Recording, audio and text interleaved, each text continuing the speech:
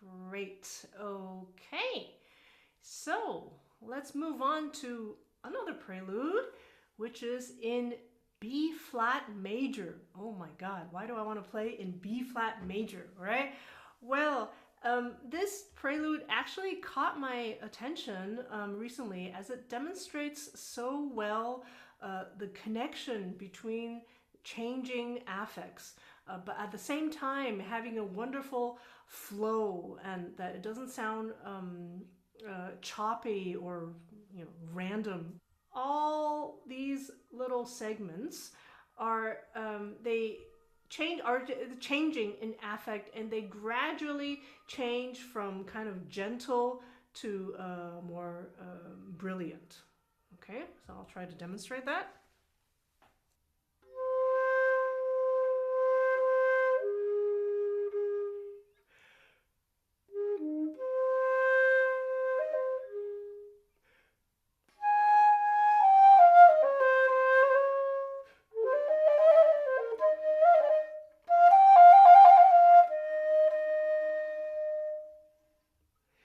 Okay, so this starts off kind of really very gentle, and in a way it's great that's in B flat major because of the natural tendencies of the notes.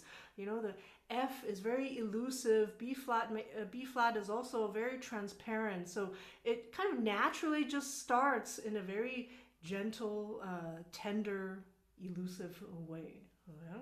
And then as we go, we start, even starting in this octave, so that's kind of a stronger note on the traverso, and then we climb up again a little bit, and those are going to be kind of better notes on the traverso.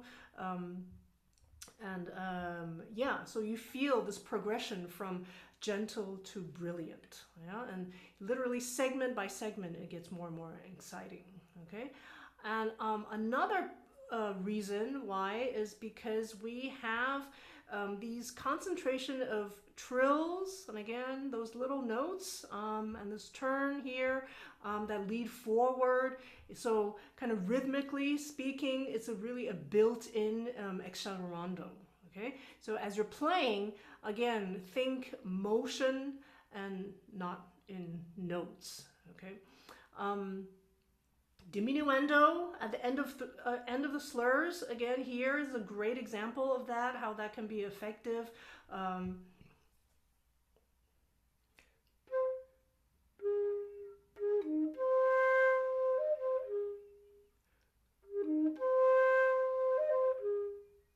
Like, I'm hardly playing at all. If you want to go ahead and try that, yeah, just so little air. It's just, and so soft, so gentle. Okay, so then after this dominant cadence here, we see these kind of open eighth notes.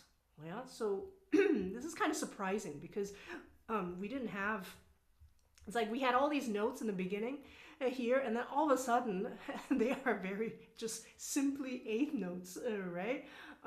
So often when you see a change in rhythm, or when all of a sudden some very different note values pop up, that could also be a sign for a change of affect. So what could we do here? Well, since we ended in this kind of big, brilliant, energetic way, again, it's usually effective to do something opposite. So something softer, more tender, and perhaps in this case also maybe a bit more questioning or hesitating. So it's, again, don't see this as, oh yeah, I need to play eighth notes. It's actually the opposite. It gives a very unrhythmical or free aspect to it. And all of a sudden, these very simple notes. Okay, so it actually becomes kind of less rhythmical than before. So yeah, I would do that to give that contrast, and it'll sound something like this.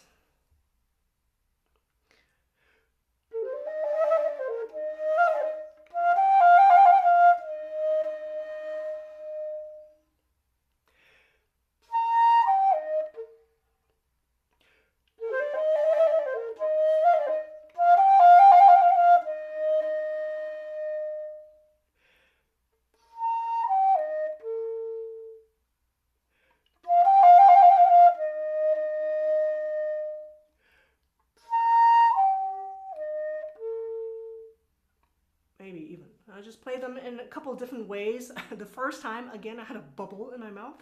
That happens frequently, especially when the mouth hole is so small here on the Hotteterre flute. Anyway, you could now just take a moment and think, well, we could stay kind of in this brilliant way, like in the cadence. But again, that won't give you much of a chance to develop afterwards.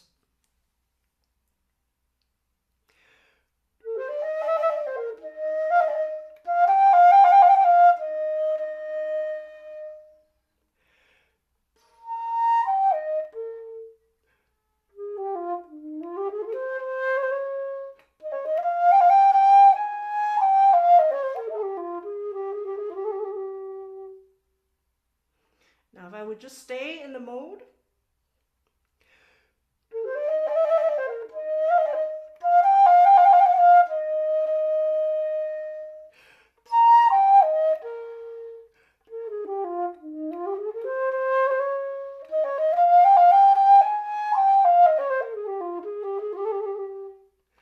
So again, that kind of, it works also, and maybe for once you might want to do that. But then again, you lose the opportunity to create something different. All right. So every opportunity, big or small, maybe the small opportunities are even more important. We'll want to create a subtle change in contrast, subtle or not.